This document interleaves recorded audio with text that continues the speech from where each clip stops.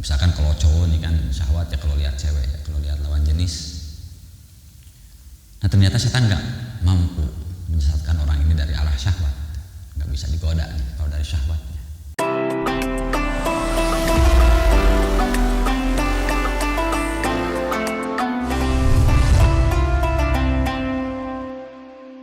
Bismillahirrahmanirrahim.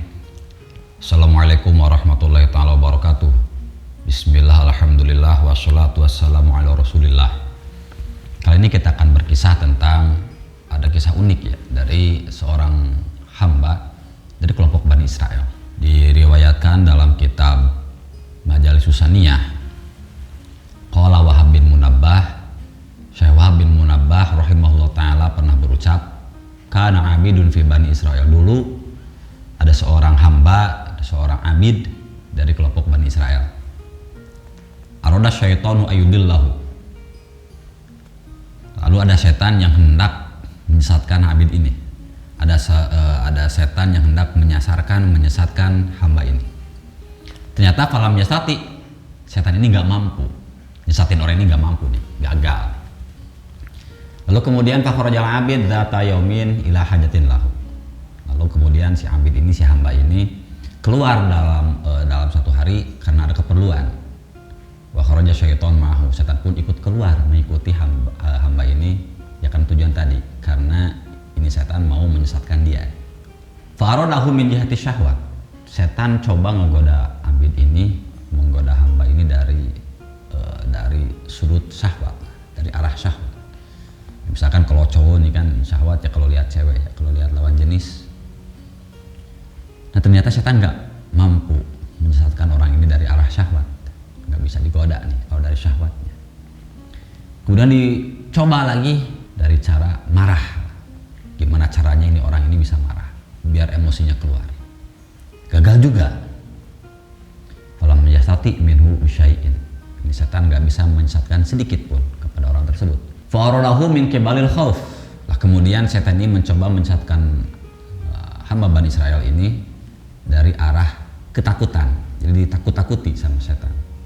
Setan melempar batu kepada hamba tersebut malah zikir kepada Allah. Jadi dia ketimpa batu malah baca inna lillahi wa inna ilaihi raji'un. Jadi ada ketakutan malah zikir kepada Allah. Bahkan ketika hamba ini sholat, setan ini tamatsala lahu bil hayat. Setan ini menyerupai ular ya. Dia merubah bentuk menjadi bentuk ular, menakut-nakuti hamba yang sedang sholat ini. Tapi dia tetap tidak takut. Kemudian setan yang menyerupai ular ini membelit kaki hamba ini ketika dia sholat, tetap tidak takut. Bahkan ular tersebut berada di posisi kepala hamba ini ketika akan sujud, tetap hamba ini tidak takut. Hingga akhirnya selesailah hamba ini melaksanakan sholatnya. Singkat cerita, setelah selesai melaksanakan sholat, wa dhahaba ja'ahu asyaiton, datanglah setan menghampiri orang tersebut. Kata setan, wa qala ana fa'atu bika kadza wa kadza. Hai orang, hai Bani Israel, ana fa'atu bik. Saya udah melakukan ini sama kamu. Falam astati minka syai'an, tapi saya gagal, saya nggak mampu mengambil apapun darimu. Jadi kalau kita sholat mengambil kekhusyuan sholat nggak bisa. Kalau kita misalnya selalu ingat sama Allah, membuat kita lupa Allah juga nggak bisa. Jadi gagal terus nih. Dikasih musibah malah zikir, dikasih ketakutan zikir juga, dikasih musibah baca tarji'ah, baca innalillahi wa inna ilaihi raji'un. Dikasih ketakutan ya malah zikir juga sama Allah. Gagal selalu lah. Wa qad badali an usadiqaka walau uridu illa laka ba'dal yaum. Kata setan ya. Sekarang sudah jelas lah buat saya, an usadiqaka. Saya mau terus-terusan bersama kamu nih, karena kamu hebat. Semua godaan dari saya bisa kamu lewati. Fala uridu illa laka ba'dal yaum. Saya nggak ada maksud tujuan menyesatkan kamu lagi. Sudah kapok. Jadi pengen terus-terus sama kamu, nggak bakal nyesatin lagi. Tapi namanya ini orang hamba Bani Israel ini, dia paham, dia tahu, dia menolak. Nggak mau. Saya nggak mau kamu terus-terusan bareng sama saya, nggak mau. Karena nggak ada kebutuhan apa-apa lah, apa perlunya kamu terus-terus sama saya. Nggak mau. Bani Israil menolak ajakan setan untuk terus-terus bareng sama dia. Lalu kemudian kata setan, emang kamu nggak ada keperluan apapun lah, nggak ada yang mau ditanyain nih buat saya nih. Kata hamba ini nggak ada. Terus kata setan, kamu tahu nggak apa yang bakal terjadi kepada keluargamu ba'daka, setelah ini? Kamu tahu nggak? Kata hamba ini tahu. Faqala abid ma tuqad. Kata hamba ini, kata abid ini, saya tahu. Keluarga saya akan meninggal, akan wafat sebelum saya, akan mati duluan, saya tahu. Dan gak ada ketakutan, tenang saja. Lalu kemudian kata setan, kalau gitu emang kamu gak mau nanya sesuatu lah sama saya, kata setan.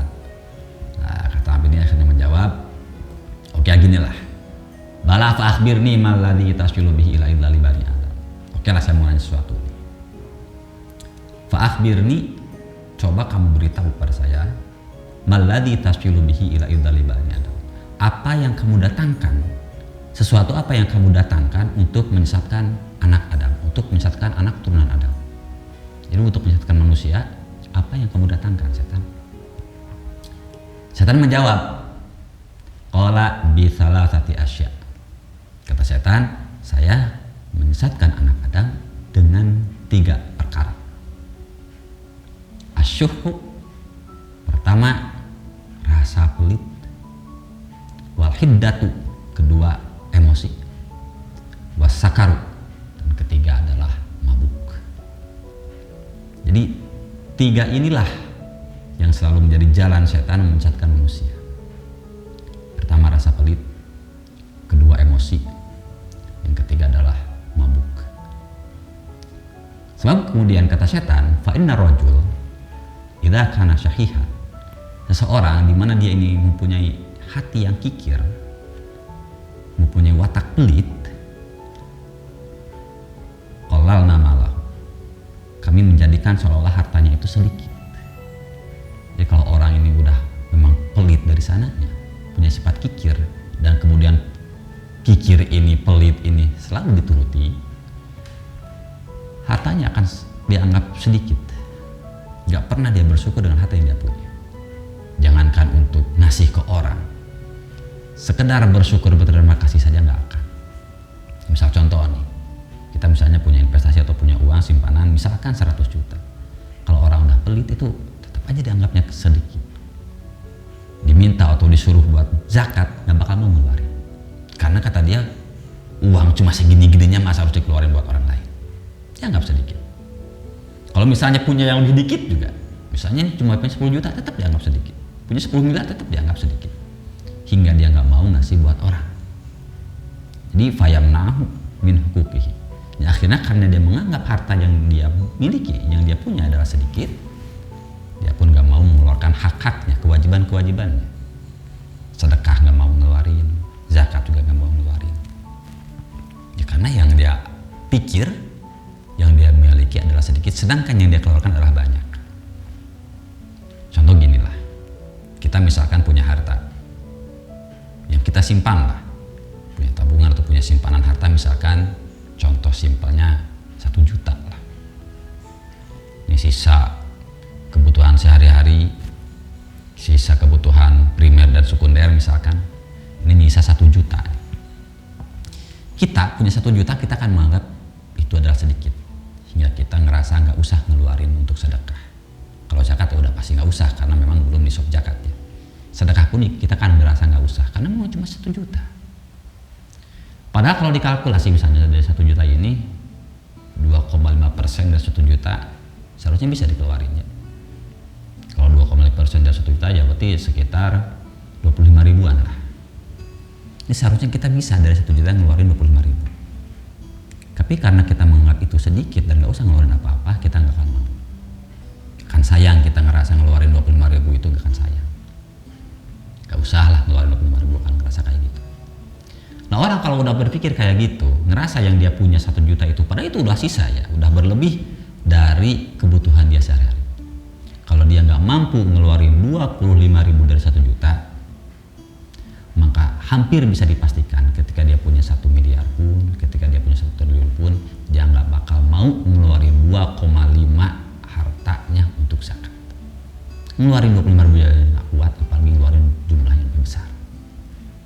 Makanya itu kalau ada sifat pelit dalam hati, usahakan sifat tersebut jangan diikuti. Cukup hati kita yang pelit, fisik kita jangan. Kalau hati kita misalnya ngerasa, oh ini sayang nih kalau dikasih buat orang, biarinlah hati doang yang ngomong gitu. Kata hati sayang, tapi fisik kita, badan kita mengeluarkan zakatnya, mengeluarkan sedekahnya. Jadi dipaksakanlah. Hati ngomong kayak gitu nggak usah didengerin. Sayang nih uangnya, sayang nih hartanya, nggak usah didengerin. Karena itu akan jadi pintu pertama setan menggoda manusia. Yang kedua, emosi. Alasannya, wa idza kana ar-rajul hadidan, kata setan, ketika seseorang ini sedang emosi, adarnahu bainana, kami mempermainkan dia. Kama tudiru asfibian al-qarrah, seolah-olah atau sebagaimana kalau anak kecil lagi main bola. Jadi kita ini dianggap bola, dimainin sama anak-anak. Ketika orang itu emosi, itu jadi mainan setan gitu. Ya kalau emosi kan ketemu dia marah, ketemu ini marah, ketemu pekerjaan gak bener juga. Semua jadi kacau kan kalau lagi emosi. Ya, makanya kan kalau orang udah gak bisa nahan emosinya, bisa keluar kata-kata yang merusak. Misal contoh nih, rumah tangga, suami sama istri berantem hebat, bisa saja keluar kata talak. Itu kan merusak tuh. Setan paling seneng kalau orang suami istri pak cerai, itu paling seneng. Karena kalau masih dalam pernikahan halal, ya setidaknya ada jalan halal untuk mengeluarkan hasrat birahi kan. Tapi kalau nggak ada istri yang halal, nggak ada suami yang halal, kan pasti hasrat birahi harus dilewati dari jalan zina. Begitupun yang lain. Jadi ketika orang emosi, kalau nggak bisa menahan emosinya, itu adalah jalan setan untuk menyesatkan dia. Seorang ketika mabuk, maka orang tersebut akan hilang kesadaran. Jangankan